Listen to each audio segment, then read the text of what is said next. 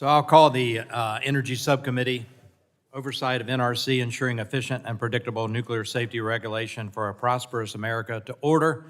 Let me thank everyone for being here today, and I'll welcome all 5 NRC commissioners. I look forward to your testimony today. It's been over 2 years since we've heard directly from the Commission, and about 9 years since we've had a full panel of all 5 commissioners before the committee. This is an exciting time in nuclear energy, and it's an important time to make sure our laws and policies are up to date and will enable the full promise of nuclear energy. Today, we'll hear from you, the commissioners, who set the policies for NRC, to discuss and understand how you're preparing the NRC for the future. What is working, what is not working, and what needs to be done. We have a bipartisan goal in this committee of advancing durable nuclear policy that will expand nuclear energy and its many benefits for our nation. Part of this work involves examining the NRC to ensure its licensing, its regulation, and oversight of safety and security is predictable, efficient, risk-informed, performance-based, and protective of health and safety.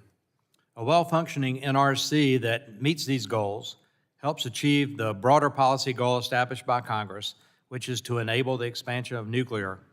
That will be key to a more prosperous America.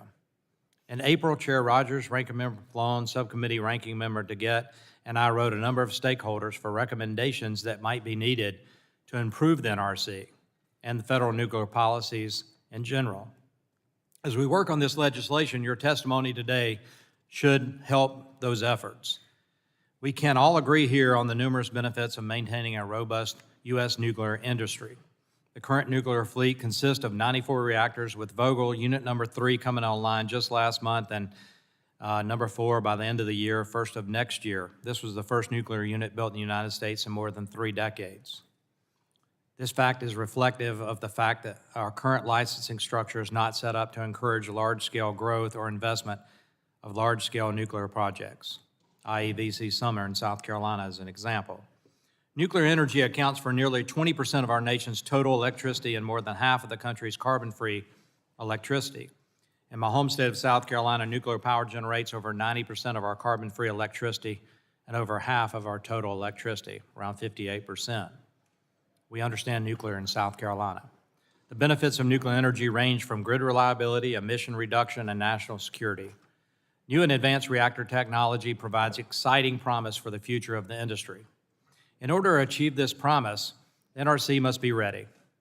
Its work to license nuclear technologies and assure adequate safety of the industry is central to nuclear expansion.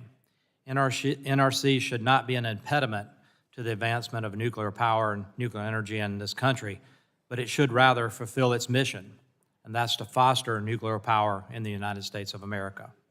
The NRC has been talking about preparing for the future for a very long time. More than 5 years ago, the NRC's then Executive Director of Operations initiated a transformation effort.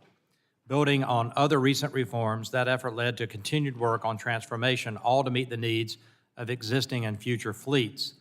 Shortly after that, the end of 2018, Congress passed the Nuclear Energy Innovation and Modernization Act, or NEMA, which pressed the NRC to develop new regulatory framework to license advanced reactors. I'm hopeful we'll get a sense today how these agency and congressional efforts have been working. From what we learned in our April meeting with industry experts, might not be going so well. The NRC has been slow to update its environmental reviews and site and construction permits.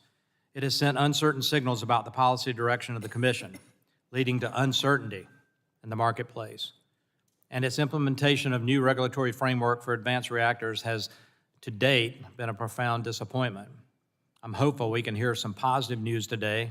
Chair Hansen and other commissioners speak positively about preparing the NRC for the future. We want to hear about that. But I'd like to start seeing some concrete evidence that that progress is being made. Modernizing the agency does not mean moving away from your core principles of safety. It means ensuring regulations are updated to reflect the advances and capabilities of the nuclear industry today.